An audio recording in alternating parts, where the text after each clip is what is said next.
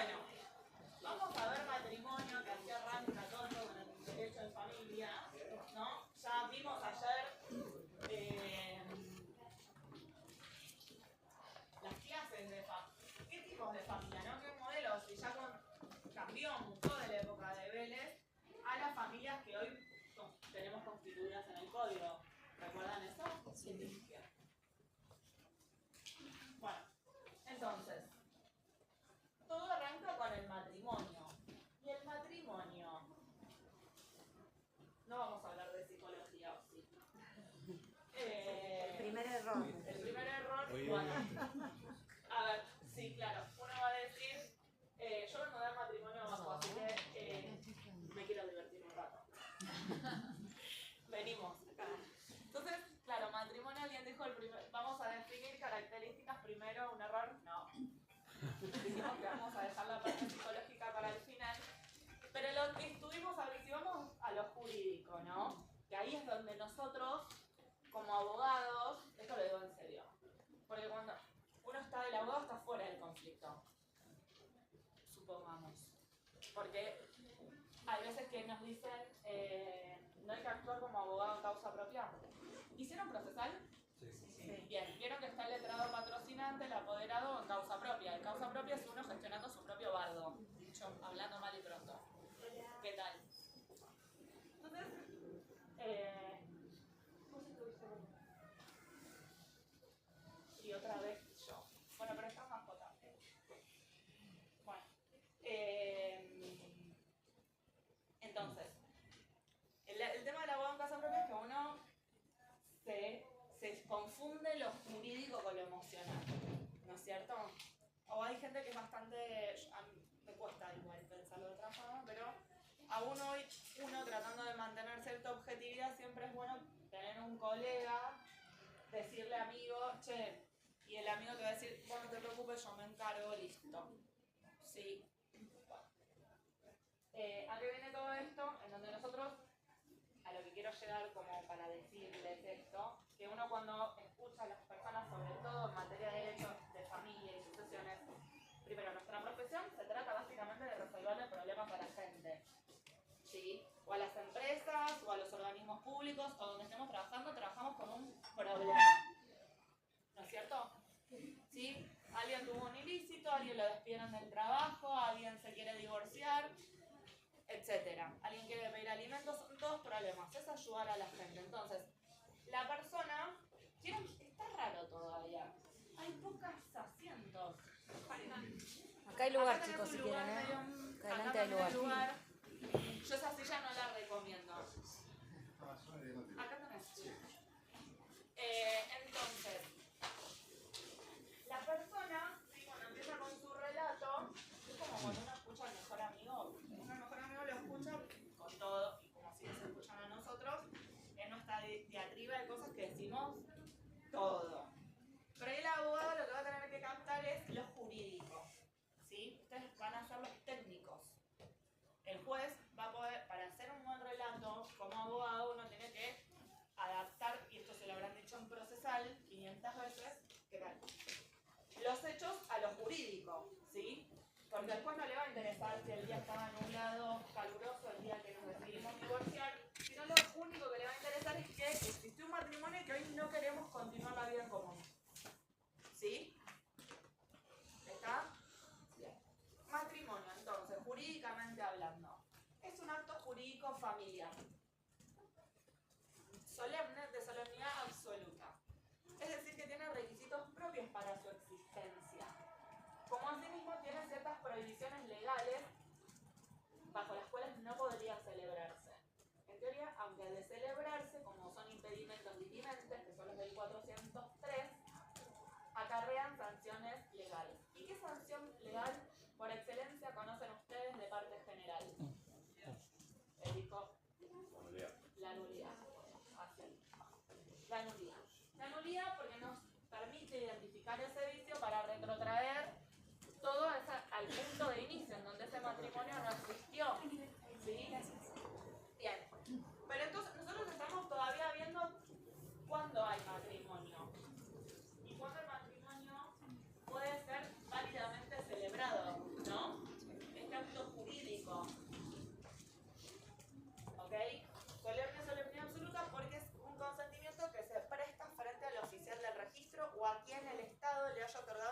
facultad de recepcionar ese acto. ¿Sí? Siempre hago la misma broma, pero nosotros nos queremos casar ayer, o con Nadia que dijimos, hoy alguien nos tenía que casar. Mariana nos iba a casar. Mariana nos iba a casar y Mariana como, se va a ir a la clase de enfrente y va a decir, yo no quería todo eso, ¿quién me mandó? Bien. Entonces, en el artículo 403 nosotros tenemos las prohibiciones legales, ¿sí? Para contraer esas nupcias. Busquen el código, por favor.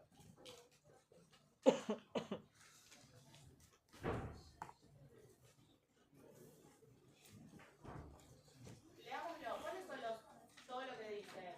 Cortito, pero muy importante. ¿Lo leo? Dale. 403. Impedimentos matrimoniales. Son impedimentos dirimentes para contraer matrimonio. A. Son impedimentos dirimentes para contraer matrimonio. Yo estoy segura que muchos de algunos incisos a ustedes les deben sonar. ¿Cuáles son? A. El parentesco en línea recta en todos los grados, cualquiera sea el origen del vínculo. O sea, parentesco en línea recta, ¿quiénes vendrían a ser? Padres. Padres, hijos, abuelos, Bien. suegros. Muy bien. Sí, pero porque eso está en el inciso siguiente. Parentesco o en el otro. Parentesco en línea recta importa, como ustedes bien dicen, la descendencia o en su caso la ascendencia. ¿Sí? Este es el orden descendiente en línea recta y este es el orden ascendiente, perdón, y este es el descendiente. Este es el de los progenitores y este es el de los hijos nietos. ¿Ok? B. El parentesco entre hermanos bilaterales y unilaterales. Bien, los hermanos son parientes colaterales del segundo grado. Los unilaterales, tenés lugar. Yo no lo ofrezco la silla porque está mal. Entonces, los colaterales hasta el segundo grado, los hermanos que son los colaterales del segundo grado, ya sea bilaterales, es decir, que son de los mismos progenitores, o de uno. Familias ensambladas, alguien lo dijo ayer. ¿Sí? Y ahí viene la afinidad. ¿Cómo sigue? C. La afinidad en línea recta en todos los grados. ¿Y qué es la afinidad? Los suegros. Muy bien, los de mi cónyuge. ¿Sí? Cuando yo contraigo matrimonio son los familiares de mi cónyuge. ¿Sí? ¿Qué más? D. El matrimonio anterior mientras subsista. Entonces, ¿cuál es el impedimento de ligamen? ¿Y qué más? E. Haber sido condenado como autor, cómplice o instigador del homicidio doloso de uno de los cónyuges. F. Tener menos de 18 años. G. La falta permanente o transitoria de salud mental que le impide tener discernimiento para el acto matrimonial. Bien. Entonces, salvo los últimos dos, que es el F y el G, todos los primeros van a acarrear la nulidad absoluta y el F y el G van a ser nulidades relativas. Esto lo vamos a ver igual más adelante, el tema de las nulidades. Pero lo que es a la celebración del matrimonio, dice, son impedimentos, son prohibiciones para celebrar el matrimonio. ¿Sí? Pero el problema es que al ser un impedimento dirimente, el matrimonio seguramente se celebró. El problema es que puedo yo interponer una acción de nulidad, que es la sanción para ese acto casado frente a un impedimento legal. ¿Sí? Porque lo que surge del artículo 403 es lo que me impide celebrarlo. Y yo quebré la ley. ¿No? Acá no hablamos de hechos ilícitos, como nos vamos más al libro tercero, cuarto, sí, el tercero, lo que es la responsabilidad civil. No hablamos de... Bueno, sí. En realidad, cuando hablamos de nulidad va a ser la conducta antijurídica, es para el cónyuge de mala fe, ¿no? El que, a sabiendas que existía un impedimento de ligamen, fue y se casó diciendo que no tenía, que estaba, era el amor de su vida, esas cosas que siempre dice la gente que tiene varios títulos. Sexo afectivo. Pero bueno, yendo a ese punto, después vamos a ver el tema del ilícito, pero lo cierto es que lo que se acarrea haber hecho un acto en alguna, celebrar el matrimonio frente a uno de sus impedimentos legales, es que se puede pedir la nulidad. Esto es cuanto a los impedimentos dirimentes. Después tenemos los impedimentos impedientes que no están en el código, pero sí lo que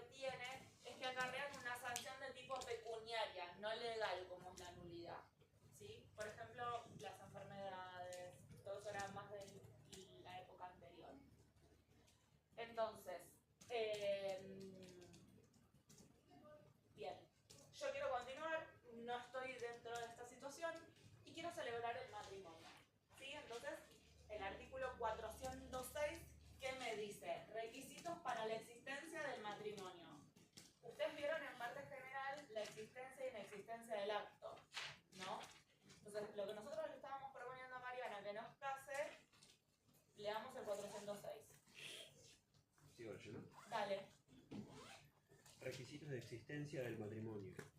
Para la existencia del matrimonio es indispensable el consentimiento de ambos contrayentes expresado personal y conjuntamente ante la autoridad competente para celebrarlo, excepto lo previsto en este código para el matrimonio a distancia. Bien.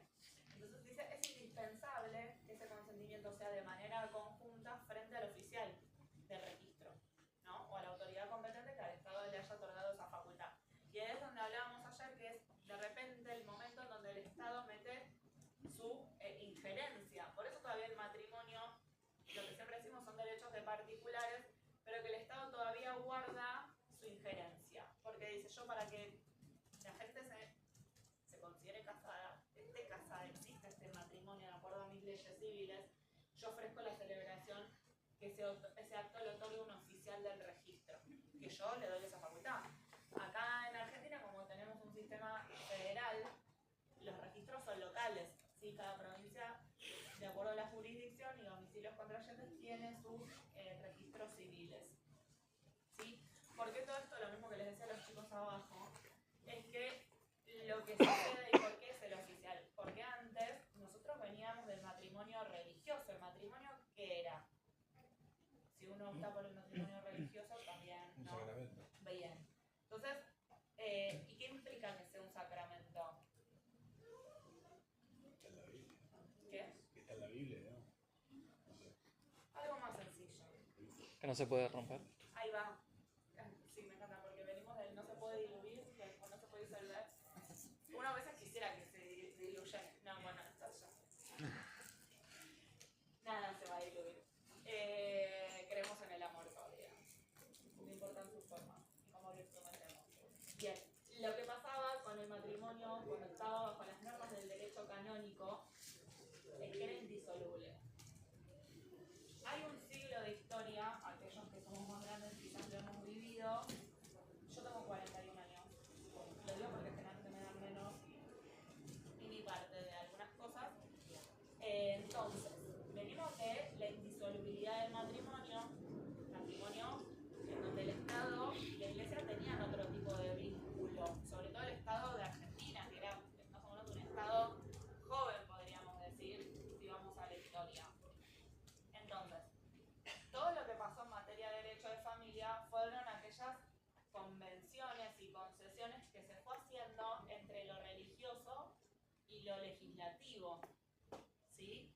Entonces, recién en el año 1889, con la ley 2393, se le quita esta facultad, esta prerrogativa que tenía la Iglesia sobre los matrimonios y pasa al matrimonio civil. ¿Sí? La ley civil es la de matrimonio, la ley 2393. Entonces, que estaba facultado y los efectos jurídicos que uno podía reclamar o valer, o las normas que regían ese acto del matrimonio, estaba en el derecho civil, ya no estaba en el derecho religioso.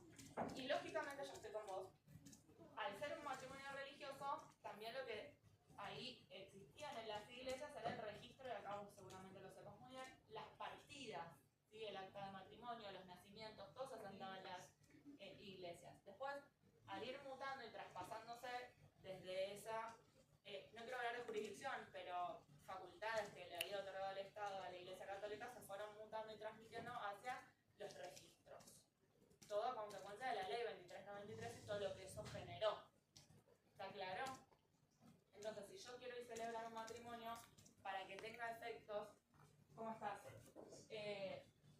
Jurídicos, es decir, que uno pueda agarrar el código y decir, estamos casados bajo el régimen de comunidad, Gordí, ¿sí?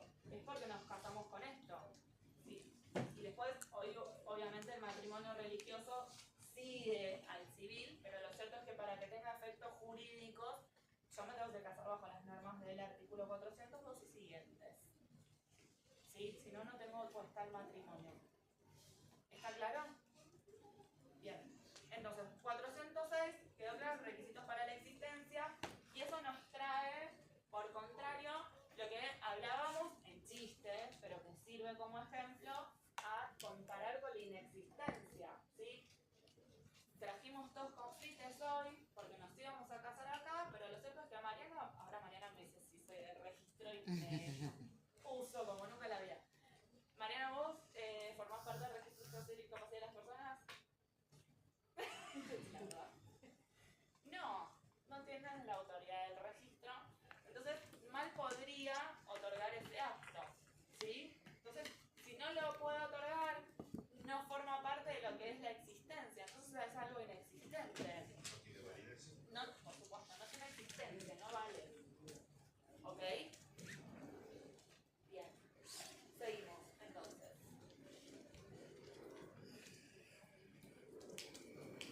Bien, hablamos de los impedimentos dirimentes. Los primeros incisos están vinculados con el orden público, ¿sí? La moral y las buenas costumbres. Esto del inciso A al inciso E. Porque nosotros, el impedimento ligame, mientras en realidad habla del matrimonio anterior mientras subsista, nosotros no somos como un país con las costumbres y la cultura de Oriente Medio, por ejemplo. ¿Sí? Por ahora no está regulado el poliamor, pero bueno, en las vías de hecho se resuelve de ese modo, pero legalmente no se puede tener más de una nupcia registrada, ¿sí? Es uno el matrimonio.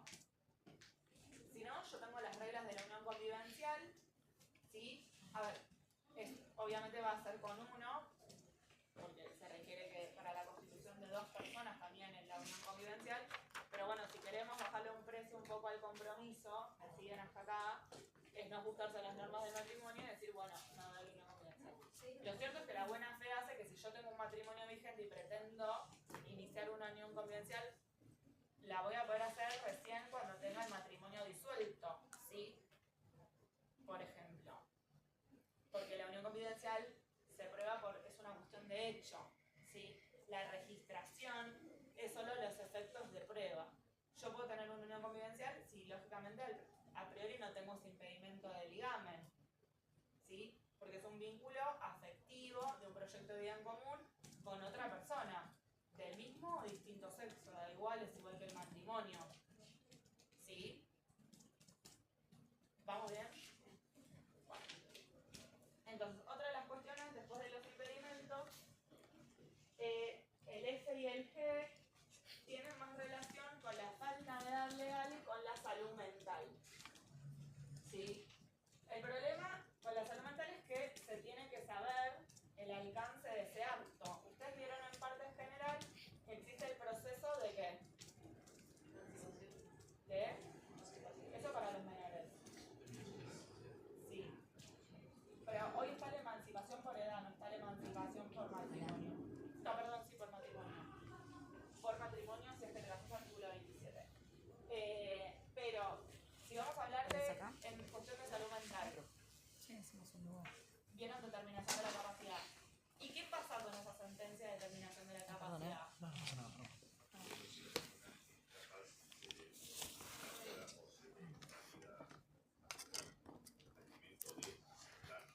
¿Qué dice la sentencia?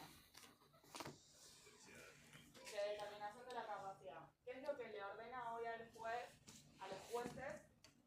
Primero porque hay una evaluación de un equipo interdisciplinario que dice que actos, primero hoy, lo que gobierna este código, a diferencia del Level X, por eso se hizo tanto hincapié, es que la capacidad muy bien. Entonces, si la capacidad se presume, yo tengo que probar en la determinación de la capacidad aquellos actos que la persona no puede llegar a comprender. A lo mejor la celebración del matrimonio sí entiende los alcances de eso, lo que implica la responsabilidad del proyecto de bien común, conoce el tipo de régimen patrimonial del matrimonio, pero a lo mejor no puede, no sé, hacer otras cosas, ¿sí? Pero la sentencia de determinación de la capacidad dice exactamente Exactamente, y a lo mejor dice una de las cosas es que se lo restringe para contraer matrimonio, ¿sí? Entonces, si aquella persona que se encuentra en esa sentencia de determinación de la capacidad de restricción, ¿puede celebrar matrimonio? A priori no, porque tiene una sentencia que le dice no. Pero ¿qué pasa si está en un intervalo lúcido, no? Porque nos dice la falta permanente o transitoria que le impide tener discernimiento para el otorgamiento del acto. Y si a lo mejor está en un intervalo lúcido, y si a lo mejor conoce la existencia de los alcances de ese acto, puede suceder que se pruebe que los conoce y pueda celebrarlo. ¿Por qué? Porque acá entran en conflicto dos normas constitucionales, ¿sí? Primero está la Convención de las Personas con Discapacidad, que se incorporó creo que en el año 2014 al 75 inciso 22, o sea, tiene categoría supralegal, y esto es código. Entonces pareciera ser que las convenciones tienen un estatus superior. Ustedes me van a decir, bueno, pero ¿qué norma del código interno lo dice? Cuando vamos a ver nulidad, en la clase que viene, ahí uno va a poder ver que lo que se tiene que probar en todo caso es que ese matrimonio se contrajo en ese intervalo lúcido en donde se conocía el alcance de ese acto. ¿Sí? Porque vos, ya estoy con vos, lo que te dice la convención justamente es el tratamiento igualitario, el derecho a formar una familia, que esto tiene que ser promovido, no tiene que ser prohibido. ¿Me siguen hasta acá? Entonces se le reconoce esos derechos también. Entonces ahí es donde está la actividad judicial y del equipo interdisciplinario que puedan evaluar los alcances de ese acto. Decime. También se busca que las personas con dificultad de salud mental tengan un acompañamiento que los ayude a tener una vida lo más posible. Exactamente. Se les reconozca la mayor cantidad de derechos. O sea, no es tanto como antes que era incapacitada completamente. Claro.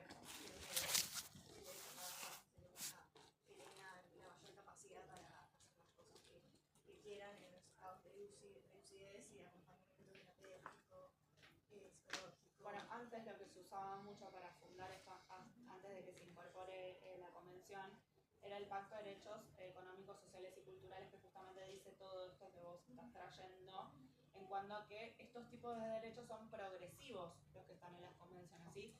Por eso es que cuando hablamos de la constitucionalización del derecho privado, es donde esas normas de las convenciones se fueron receptadas en el ámbito interno, ¿sí? En este caso, a través del Código Civil. ¿Ok? Bien. Entonces, la falta de edad legal, ¿sí? El Código dice que se pueden contraer matrimonio. Primero dice en los incisos, es una prohibición legal la falta de no tener la edad, de no ser mayor de edad, que es los 18 años. ¿Sí? Bien.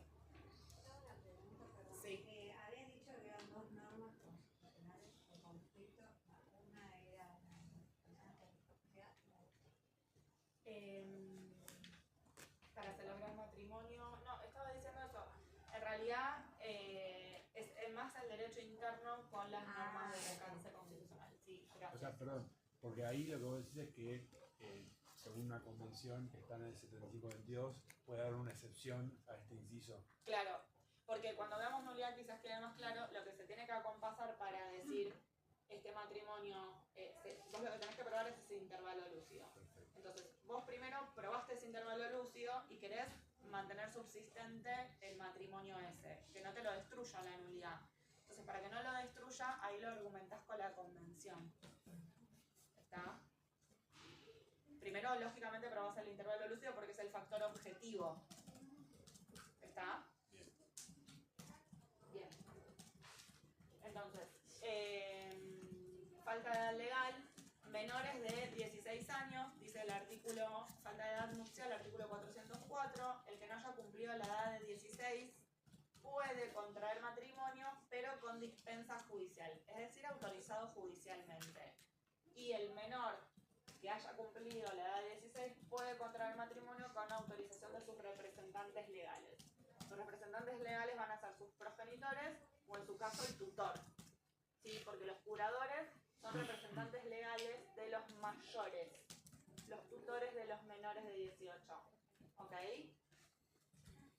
A falta de esta, puedo hacerlo previamente defensa judicial, o sea, mis progenitores se oponen, no me confieren esa autorización para la celebración del matrimonio, tengo capacidad progresiva, capacidad de ejercicio, artículo 25 y 26, hoy está regulado, esto de edad y grado de madurez suficiente, abogado del niño, voy al juez de familia y tengo intereses contrapuestos con mis progenitores.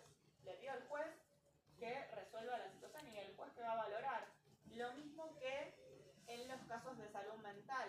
Va a valorar, en este caso, el conocimiento de las consecuencias de la celebración de ese acto. Que no sea un acto impulsivo de me agarró el rayo. Sí, flashé amor para toda la vida. Y bueno, Puede pasar, sí, decilo. No, se me ocurren. Puede pasar siendo mayorcito. No, no se me ocurre tampoco algún motivo por el cual casarte con menos de 16 años que no sea ese. Recibir una herencia. ¿Qué tiene que ver? En tal caso, casarse para en algún momento, sabiendo que por ahí el familiar de mi futuro cónyuge se está muriendo, puedo agarrar y decir, bueno, ¿sabes qué? Me caso, te pido matrimonio.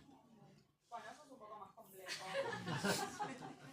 Eso es un poco más complejo porque primero, sabes que se tendría que estar muriendo el otro. Sí. Segundo, lo primero que tiene que haber para que no me acusen y no me deduzcan una exclusión de la vocación sucesoria del cónyuge es por el matrimonio en extremis, que no haya habido una captación de voluntad, que haya habido una unión convivencial o una situación de hecho afectiva que se vino en la celebración. Todo. Bueno, si hubo todo, puede ser. Hubo todo. O sea, bueno, estamos casados y esto como tres partes. Derechos reales. Listo. ¿Por qué derechos reales? Porque corresponde por una cuestión de herencia. Sí, pero los derechos reales no es el libro quinto, es el libro anterior, ¿eh? Sucesiones es transmisión de derechos por causa Sí, de me muerte. estoy adelantando. Sí, bien. Entonces, volviendo al punto. No se lo digo porque atravesé de mi familia por esto. Bueno, a todos nos pasa que familia y sucesiones de algún lado nos toca. Y lo voy a tener que seguir atravesando. Bueno, vamos a acompañar al compañero todos. Sí, es así. Bueno, entonces, falta de edad legal. ¿Vos qué ibas a decir?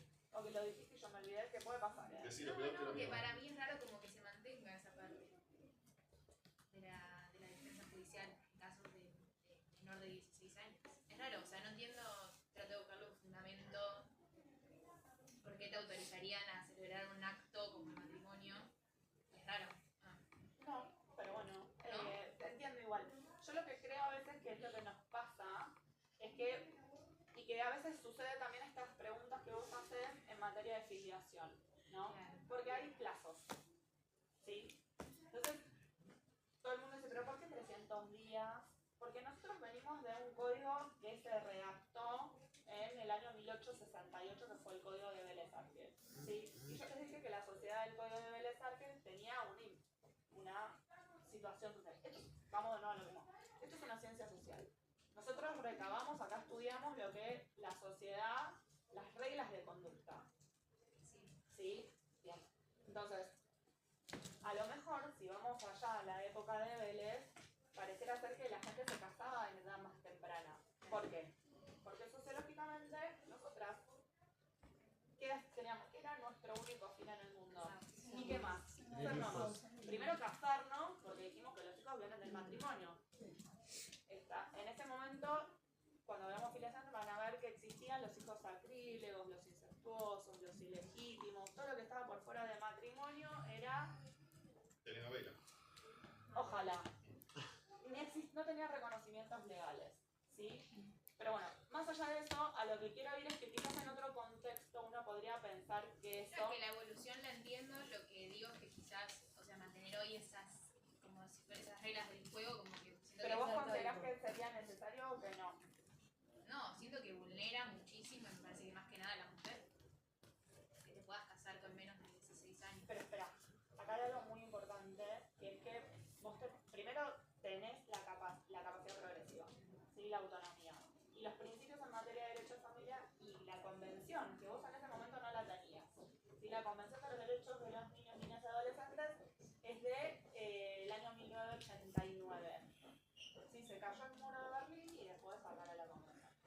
si pasó.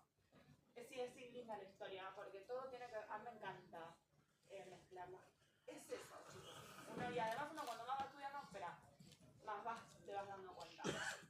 Entonces, vos hoy tenés que aquel niño, aquel adolescente, que a lo mejor, primero tiene que existir la voluntad de vos casarte, porque no es el de uno solo que pide la autorización del otro. Como no me da, yo voy al juez para que lo autorice. Tiene que haber una decisión, ¿sí? Y esa decisión, hoy, la capacidad de ejercicio del artículo 25 y 26 te dice que se toma conforme a su edad y grado de madurez, porque hoy los niños, que creo que lo hablé ayer con ustedes, no es lo mismo el adolescente o el niño que hoy conocemos, que está hipermotivado, expuesto, conoce un montón de cosas, tiene muchísimo más acceso a la información de la que teníamos nosotros cuando éramos más chicos. Sobre tu pregunta concreta, yo creo que esta norma se dejó para aquellos casos que sí realmente lo quieren. ¿Existirán? ¿No existirán? Hoy la gente ni los adultos se casan, y está bueno lo que vos decís porque es un reflejo de la sociedad, y dice, si ya no se casa un adulto, ¿por qué se va a casar un menor? A lo mejor sí, porque a lo mejor a través de ese casamiento se quieren ir a estudiar para a otra universidad en otro país, entonces, no sé, pueden existir un montón de situaciones que no son en pos de generar un daño. ¿Está? Y vos pensás que hoy esos niños, esos adolescentes, tienen derecho a ser oídos y el juez los tiene que escuchar. De hecho lo dice leámosla. Vamos al artículo 404. Que arranca con la segunda parte, con la primera se las leí yo, que dice, el juez debe, ¿no? ¿Qué dice el 404? El juez debe mantener una entrevista personal con los futuros contrayentes y con sus representantes legales. La decisión judicial debe tener en cuenta la edad y grado de madurez alcanzados por la persona, referidos especialmente a la comprensión de las consecuencias jurídicas del acto matrimonial. También debe evaluar la opinión de los representantes y las que han expresado. La dispensa para el matrimonio entre el tutor o sus descendientes con la persona bajo su tutela solo puede ser otorgada si, además de los recaudos previstos en el párrafo anterior, se han aprobado las cuentas de la administración. Pues sí. Lo importante es que, gracias.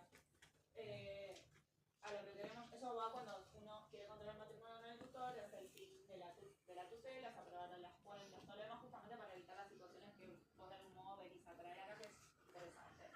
Entonces, vos fíjate que dice el juez debe. El juez debe entrevistarlo porque la Convención de Derechos del Niño te dice que el derecho a ser oído. ¿Sí? Entonces, ese es un paso que vos como juez no te podés Pero porque estoy más como del lado de ella, de lo que dice, tiene que casarse con un mayor de edad. O sea, son dos menores de edad, con un mayor de edad puede ser. No, yo estoy pensando con el mayor de edad, ese no, me parece medio raro. Sí. A ver, vos pueden ser entre dos menores y puede ser con un mayor. ¿Sí? Pero justamente está esto. Primero es la autorización de los progenitores y después es en el caso que los progenitores son los primeros que en todo caso se pueden oponer o no conferir esa autorización. Eso Bueno, no, pero ponle que con 15 años te estás queriendo casar con un tipo más grande. Hay como que hay una instancia ahí que... yo quiero el tema que pueda. Yo puedo Sí. querer muchas cosas, pero no, quizás no las puedo llevar a la vida de la práctica porque legalmente tengo que cumplir. Claro, pero los si digo, plazos. si llegas a una instancia de que estás hablando con un juez, entiendo que te quieres casar con 15 años, bueno, no sé, un tipo, digamos de 20, porque no hace falta que sea un señor de 50 años. Digo, como que bueno, lo que digan los tutores, Los padres primero. los padres, perdón. Sí. A ver, vos pensás que los jueces que están formados en materia de familia, primero está la competencia en materia de familia. Y voy a esto no por una cuestión objetiva, sino porque hace el entendimiento de las cosas. Los jueces patrimoniales están formados vienen hace varios años estudiando ciertas reglas y aplicando ciertas conductas. Los de familia lo mismo. El juez puede oponerse a eso y rechazar ese pedido porque justamente considera lo que vos bien estás diciendo. No es que entra a la justicia y es un trámite administrativo. Yo lo que te quiero decir con todas estas intervenciones es que se evalúa el escenario en el cual se presenta eso, para que justamente ese adolescente no quede indefenso frente a esa propuesta. ¿Me seguís? Sí. ¿Quedó más claro? Sí. De todas maneras hay una fricción moral en ese sentido. En cuanto a si esto es un menor o mayor, en este caso. Pongamos que es una menor de 17. Sigue siendo menor para la ley. Pero se lo quiere casar casarse con un mayor que tiene 18 puede que sea bien visto por una mínima fracción de, digamos, de periodo de tiempo. Un año de diferencia tal vez no haga mucho la diferencia. Pero el otro es mayor de edad, 18. ¿Se casa con uno de 50? Bueno, por Es eso mayor lo de que edad, de algún modo todavía. decía ella. Lo que a uno no le guste puede ser que a otro sí. Y le aseguro que conoce un caso así. Está bien, pero yo lo entiendo todo, pero lo cierto es que por algo los trámites estos se autorizan judicialmente. ¿Sí? Y también están los que se pueden. Suponte que te puedes oponer a la celebración del matrimonio. Y tipo un hermano. Claro, está esto. Así como hablamos, y vamos a seguir con este punto, así como vos tenés la existencia del matrimonio y los deberes legales que se deben tener para que ese matrimonio sea válido y que no fuera afectado por nulidad, porque aún así pudo haberse celebrado ese matrimonio siendo personas menores de edad o uno menor de edad. Entonces, vos ahí lo que puedes plantear es la nulidad, va a ser la nulidad relativa. ¿Sí? Bien. En lo que es a la oposición, puede suceder que aquellas personas, que son los hermanos, los descendientes y el cónyuge, el primer inciso y el Ministerio Público, en este caso también hasta podría entrar el Ministerio Público de la Defensa a accionar también. ¿Sí? Es decir, me opongo a la celebración del matrimonio porque justamente el objeto de esa oposición, porque ustedes vieron que en procesal, igual esto acá en la primera parte es a un trámite administrativo que sucede frente al registro, es la oposición porque se configuró o en esa unión posiblemente está algún impedimento previsto en el artículo 403. ¿Sí? Ese es el objeto de la oposición que debe plantear alguno de esos legitimados y la que se tiene que probar. Y puede suceder que los cónyuges se le da como una vista para que se expidan respecto a esa oposición y ellos van a decir, ok, me allano, es verdad. Si somos menores, somos mayores, o yo tengo un impedimento de ligamen, bien. Entonces ese matrimonio no se celebra. Pero también puede suceder que digan, no, yo me opongo, acá tengo la sentencia de divorcio. Entonces frente a diferentes contradicciones, el oficial deberá, en todo caso, remitir las actuaciones a la justicia civil, a la competencia en familia, para que resuelva si es oposición, y lo mismo con el tema de la salud mental. ¿Sí? Tenía esa sentencia en donde yo estaba restringida la capacidad para ese acto de matrimonio, pero lo cierto es que ahora yo estoy mejor. ¿Sí? Estoy en esos intervalos lucidos en donde conozco al menos el alcance de este acto jurídico del matrimonio.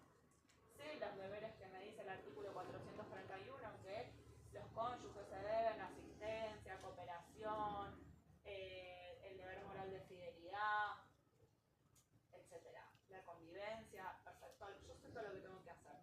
Entonces ahí otorgas autorización, pero lo vuelvo a examinar. ¿Sí? Yo creo que el código actual lo que vino a traer es, vos creo que de algún modo lo dijiste antes cuando hablabas, antes era capaz o incapaz. ¿Sí? Hablamos de capacidad de ejercicio, no de la de derecho.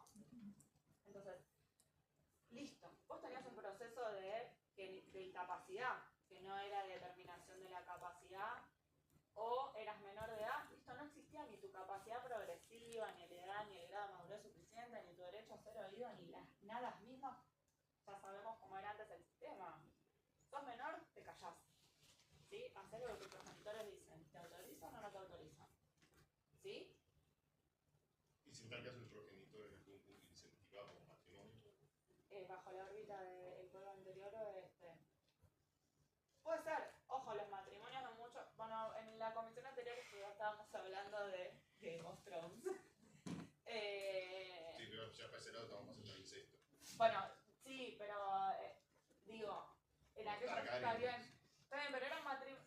Si no te querés ir tan lejos, también hay familias aristocráticas en donde la incentivación del matrimonio existe y ya desde una temprana edad. Hoy porque nosotros vivimos otro tipo de cultura. ¿Sí? Bien, entonces, sí, me quedé con vos. Sí, no pasa nada, profe. La audiencia de 404. Sí. La prevé para los dos supuestos más 16 y menos 16. Sí. Rama. Sí, siempre, a ver, en el depende, porque más de 16, si vos tenés la autorización legal, listo, ya está. Se inicia el trámite en el registro con la autorización de los ambos progenitores. ¿sí? Entonces, ahí vos para el oficial, el registro civil puede recibir tu solicitud de matrimonio porque vos ya tenés complementado de algún modo este consentimiento. Ese es el punto, ¿sí? Entonces, porque la edad legal viene con esto del consentimiento también. Entonces, en este caso, esa solicitud, si los progenitores están de acuerdo, ambos dos, se presenta de manera conjunta con aquel menor de edad, ¿sí? Y lo mismo, después, si es por sentencia judicial, se integra a ese pedido la sentencia judicial, después, la resolución. ¿Sí? ¿Vamos bien? ¿Seguimos de este problemón? Bien, entonces, oposición a la celebración del matrimonio, artículo 410, les legitimamos 411. La denuncia de los impedimentos es lo que yo les dije, el motivo por el cual de la oposición, ¿no? No es que me opongo porque tiene el campo que es muy chico y yo quiero una más grande para mi hijo. ¿Sí? Bien, el procedimiento de la oposición ya lo vimos. Y vamos a la celebración del matrimonio. Primero, el requisito para lo que es el ingreso de la solicitud se tiene que individualizar a los contrayentes, ¿sí? Hoy el matrimonio es igualitario desde el año 2010.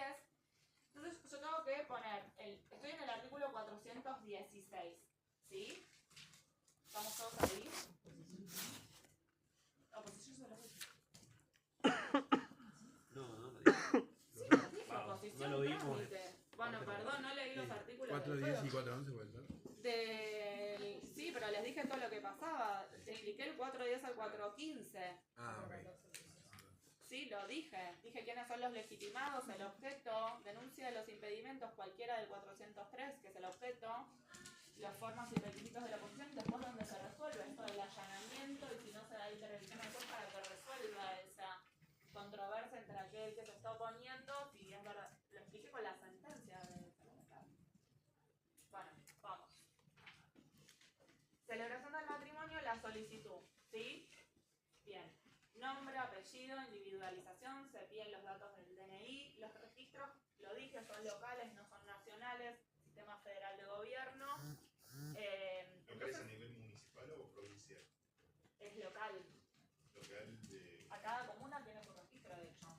Pero si hablamos de... Acá, por ejemplo, en ciudad.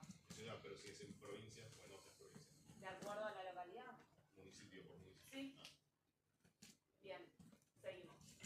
O cómo estén organizados también, porque a lo mejor es el Departamento Judicial de Lomas de Zamora. Bueno, no sé, aglutina a ese Departamento Judicial de otros lugares. ¿Cómo están organizados judicialmente los registros? Si son locales, no son nacionales. Tened cuidado, si te vas a casar. No, yo Bien. Entonces, celebración del matrimonio, hago esta declaración jurada. Esto es para que el hortante, porque yo acá lo que estoy brindando es una información ¿a quién? Bien, al Estado. ¿Y el Estado quién está atrás? Los terceros. Bien, muy bien, la comunidad. Sí, yo le estoy haciendo una declaración jurada a la comunidad. ¿Sí? Y eso también representa mi buena fe. Puede ser utilizado. Yo lo puedo pedir en el expediente de nulidad del matrimonio a ver qué dije en el registro. ¿Sí? Vos dijiste que estabas soltero. ¿Tenías o soltera? Pero solamente fui solo. Sí. Bueno, es lo mismo. Para reírnos un rato, chicos. Puede hace frío, llueve, es un espanto. Hasta que llegue la primavera. Bueno, entonces. Bueno, qué bueno. Entonces, llegó, hace una declaración jurada, se dice y otra característica importante es que se dice si existe un matrimonio y si dice, bueno, pero ¿usted estuvo casado? ¿O casada? ¿Casade? Sí. Bueno, ¿y se disolvió ese matrimonio? No. Bueno, entonces va a tener que ocurrir por la vía formal que corresponda, que es la disolución del matrimonio, que es a través del órgano jurisdiccional, cuando tenga la sentencia de divorcio, recién ahí van a poder casarse. Me acuerdo que uno de los chicos en el cuatrimestre anterior me dijo, a mi mamá le pasó eso. Y contó por eso le digo, hay cosas que uno a mí ustedes me hablan de contabilidad o derecho aeronáutico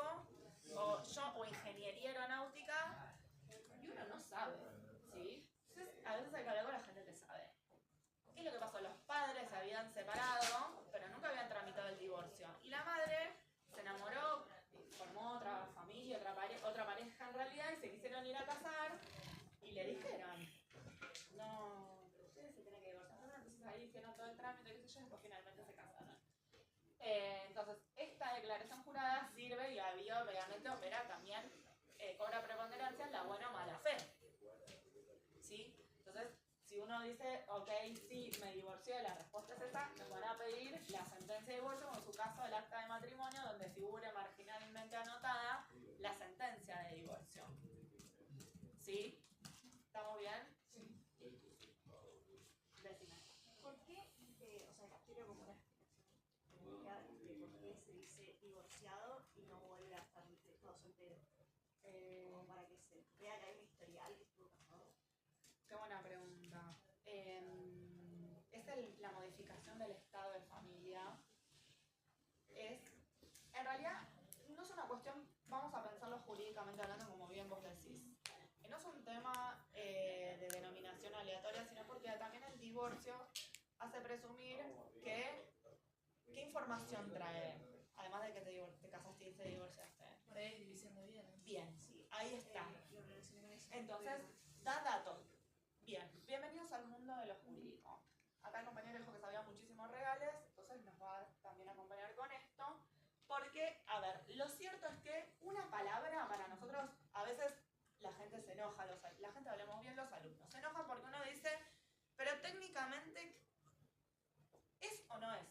¿Sí? O sea, es un legado, es una donación, es un testamento, son todas cosas distintas, ¿o no? Ustedes que vienen ya sabiendo División todo. incluso, está el caso. Está bien, pero términos jurídicos, ¿sí? Una cosa es una donación y otra cosa es un testamento, ¿o no? Sí. ¿Por qué? La donación, ¿cuándo sucede? Es un contrato, donante, donatario. Bien, pero es una transmisión entre quienes, en vivos. vidas, entre vidas. Bien, entonces, el testamento, por otro lado, es un acto entre...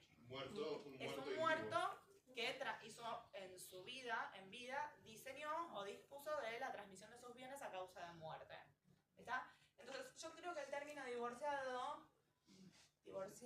no sé, sirve como un link para que pueda decir, como bien acá muy bien señalada la compañera, a regímenes patrimoniales anteriores y a disoluciones de... ¿Por qué? Porque con el divorcio es una de las causales, además de la disolución del vínculo matrimonial y la recuperación de la aptitud nupcial, que por eso es importante también.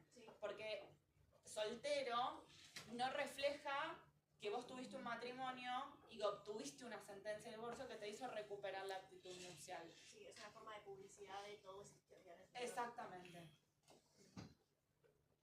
Es precisamente también la oposición a los terceros para las próximas, si llegara en todo caso a haber algún tema crediticio pendiente, también es precisamente lo que hace que siempre conviene figura como estatus divorciado en grande con la sentencia y no en trámite o iniciándose, porque entraría también directamente en la parte crediticia a la división de bienes, y si ambos en ese proceso estaban casados y estaba esa deuda pendiente, tienen que... Sí, es una deuda de la comunidad. Es una deuda de la comunidad.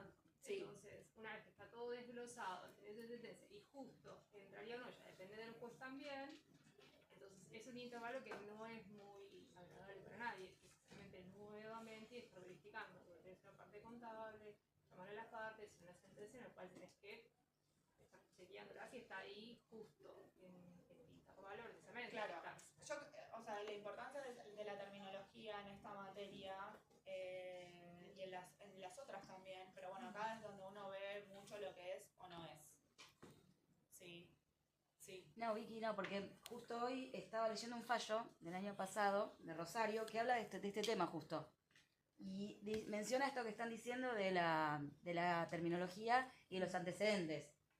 La demanda tendiente a modificar el estado civil de divorciada a soltera debe ser rechazada, pues la normativa vigente establece que el estado civil se acredita mediante asientos registrales que reflejan los actos jurídicos realizados, justo lo que estaban diciendo, y no existe disposición legal que permita eliminar el antecedente registral del matrimonio y divorcio para consignar nuevamente la condición de soltera, tras haber contraído matrimonio.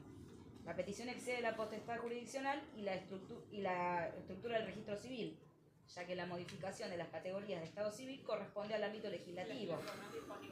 Y no puede ser una por vía judicial. Frente al registro. Bueno, esa es otra de las cosas. La modificación de los estados de familia, ¿sí? No se hacen frente al registro, son trámites judiciales. ¿Sí? Ya esto va a quedar más claro cuando veamos filiación. ¿Ok?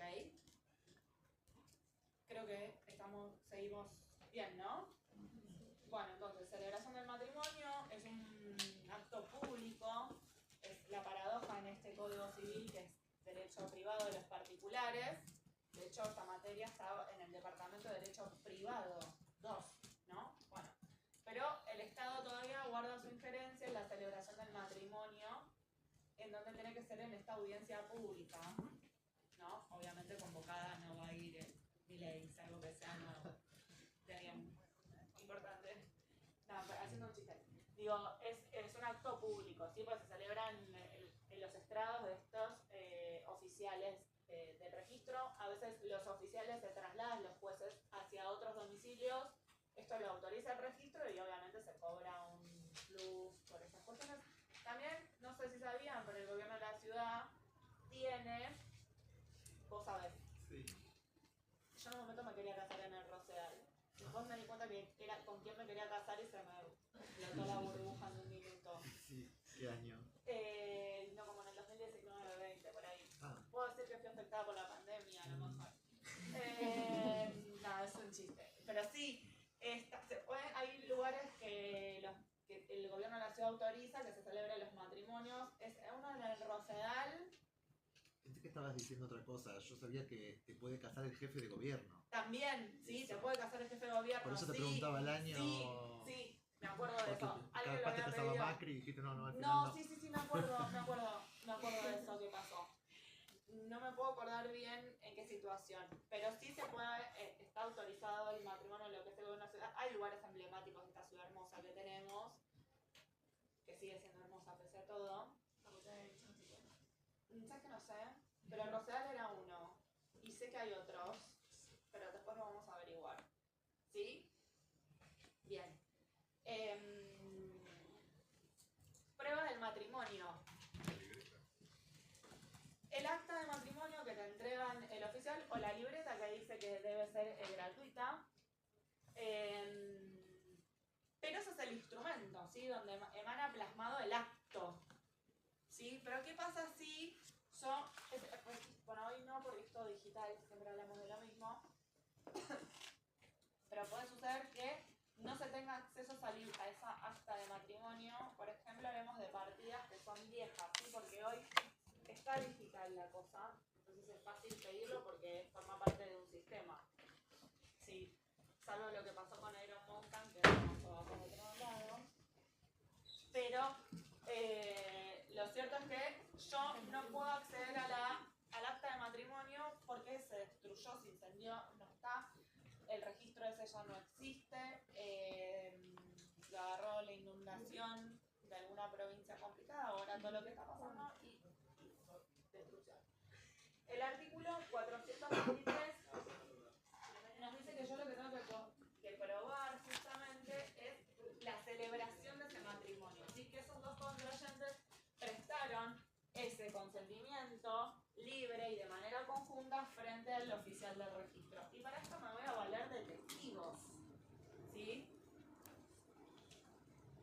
Artículo 423. El matrimonio se prueba con el acta de su celebración, su testimonio, copia certificada o con la libreta de familia expedida por el registro de Estado Civil y capacidad de las personas. Cuando existe imposibilidad de presentarlos, la celebración del matrimonio puede probarse por otros medios justificando esa imposibilidad.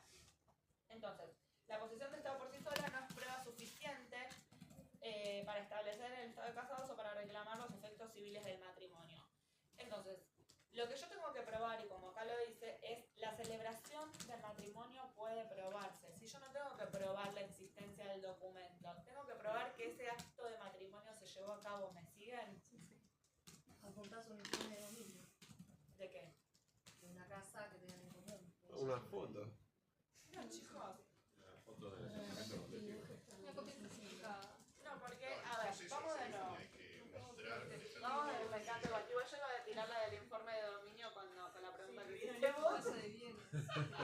que sirve para decir los antecedentes dominales del inmueble, en realidad son los antecedentes maritales.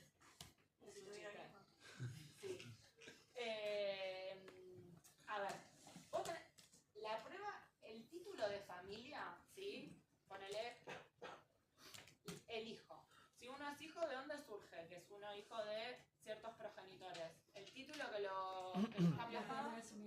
Bien. Sí, la partida de nacimiento. ¿Está? Ok.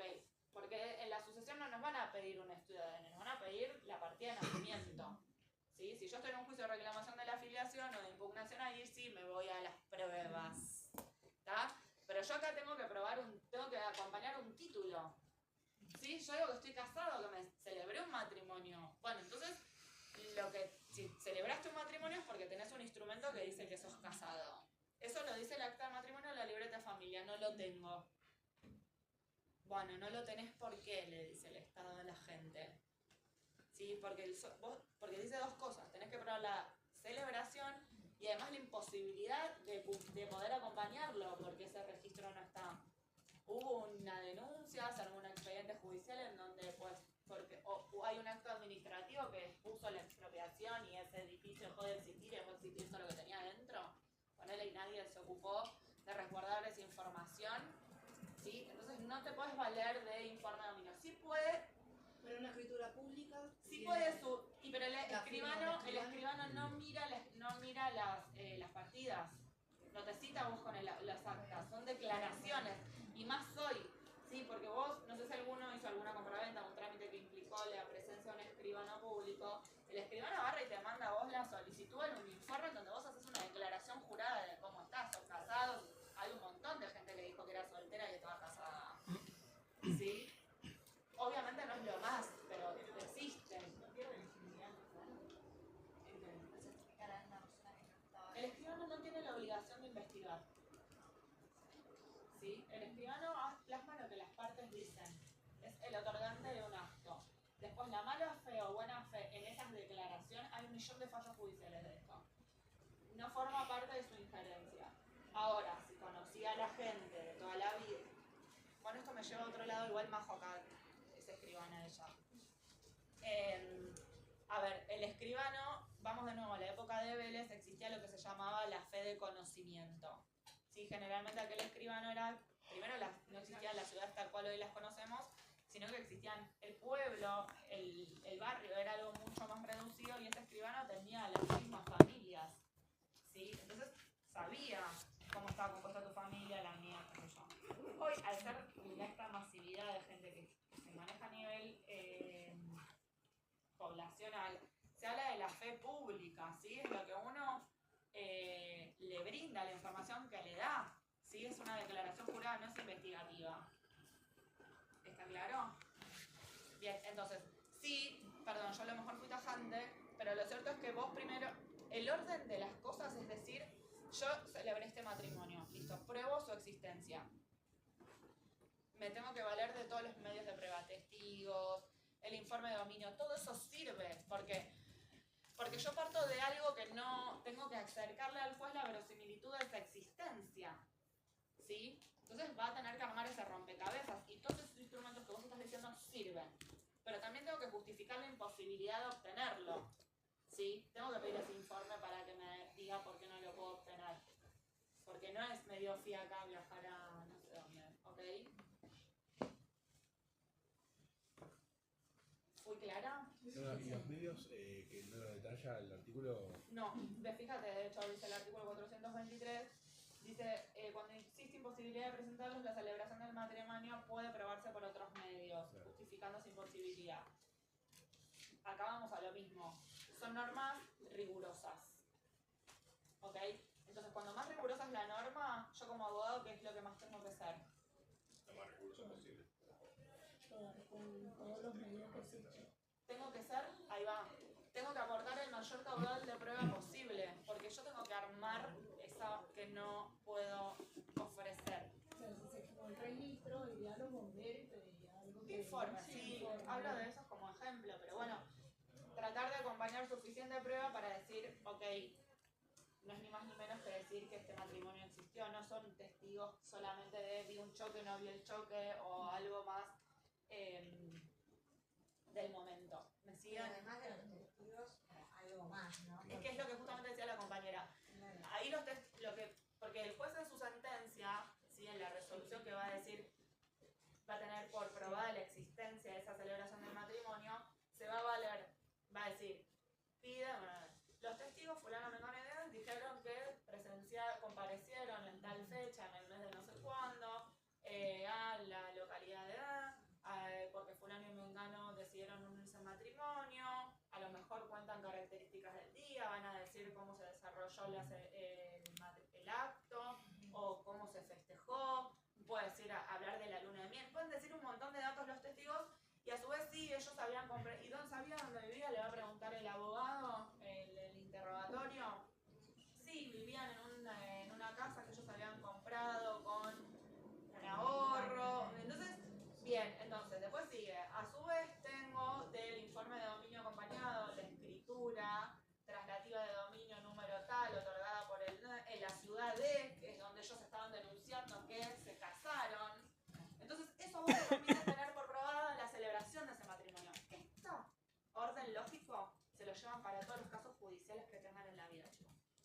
Si ustedes van a hacer una sentencia o van a litigar como abogados, es así.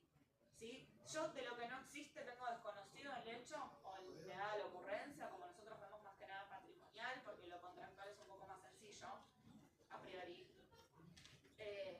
Yo tengo que probar la existencia de ese acto, de ese hecho. Bueno, arranco por todo eso. Entonces llego a la convicción para que el juez finalmente en su sentencia me diga, entonces logró probar su existencia. Entonces como tengo por probar su existencia, sigo con los efectos jurídicos de eso. ¿Está? ¿Bien? Ok. No sé qué hora es. Bueno, entonces tenemos un cachito más. Entonces vamos a empezar a ver un poco lo que es la nulidad del matrimonio. ¿Sí? Entonces, nosotros dijimos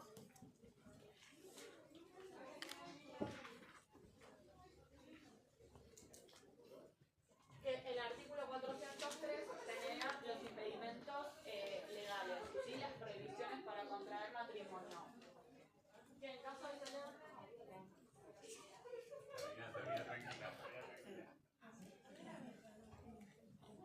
Entonces, en las nulidades absolutas, nosotros tenemos estas sanciones legales que están más que nada comprometido el orden público, la moral y las buenas costumbres, ¿sí? Lo que hablábamos al principio, este impedimento del ligamen está porque nosotros no somos un país de Oriente Medio en donde se estila la chica de abajo. El matrimonio entre uno con varios, ¿sí? Varios matrimonios existentes. Bien, entonces, porque parece una adivinanza, ¿sí? Donde decíamos, bueno, impedimento del ligamen era nulidad relativa o absoluta. Relativa. No, ¿por qué? Bueno, esto es fácil. Una vez que entiende el derecho, a María José la van a escuchar decir mucho esto, es lógica, ¿sí? Que hay muchas cosas y es estudio, por supuesto. Es estudio y es lógica. Eso punto no falla. Bien. Entonces, nulidades absolutas. Tenemos la del inciso A, B, C y D y E del 403.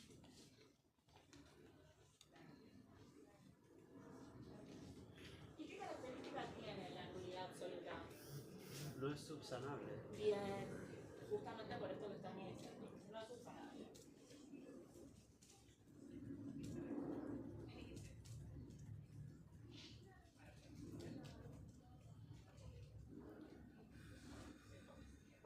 ¿Y las relativas cuáles serán? La de la edad y la salud mental. Bien, tenemos la falta de edad legal, salud mental y another one, con vicios del consentimiento. Artículo 409, vamos a verlo, que yo no se los dije eso.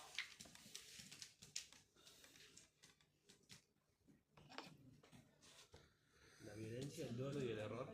Y el inciso es el inciso A y el B. El error acerca de las cualidades personales del otro contrayente si se prueba que quien lo sufrió no habría consentido el matrimonio si hubiese conocido ese estado de cosas y apreciado razonablemente la unión que contraía.